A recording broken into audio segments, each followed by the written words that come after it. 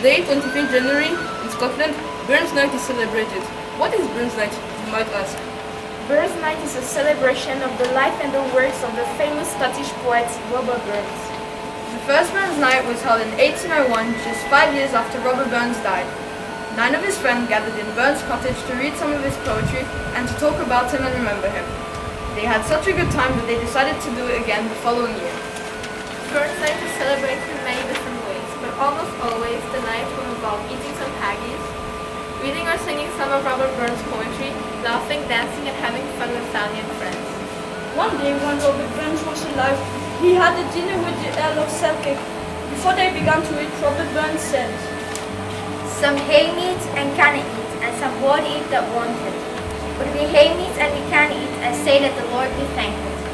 This became known as the Selkirk Grace, and it is now said at the start of the Burns supper. Burns supper is a meal that starts off with a traditional Scottish soup, possibly a cockaricky soup, which consists of chicken, leek, rice, or barley. This is followed by haggis with nips, which is known in English as turnips, and tatties, which are mashed potatoes. Do you know what haggis is? Haggis is a traditional Scottish sausage made from a sheep's stomach, stuffed with diced sheep's liver, lungs and heart, oatmeal, onion, suet and seasoning. Yum! The arrival of the haggis can also be heralded with the sound of bagpipes. During the evening, various Robert Burns works are recited, including Address to Haggis, which is a poem about Edinburgh Ranger Society. This is done when the main course is brought. Dessert would be a typical Scottish dessert like cranachan. This is a mixture of oats and whiskey with raspberries, honey and whipped cream.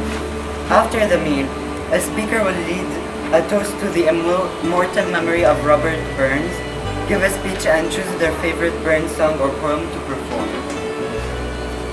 The male guest will then give an address to the lasses, which is the jokey speech that pays tribute to the woman present at the Burns supper.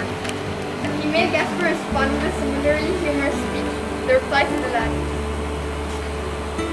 It is tradition to sing Auld Lang Syne at the end of the night. Everyone stands in a circle and holds hands by crossing their arms. Auld Lang Syne is sung to reflect on the past and celebrate friendships. As well as being sung on Burns Supper, it is also sung on Hogmanay, not just in Scotland but around the world.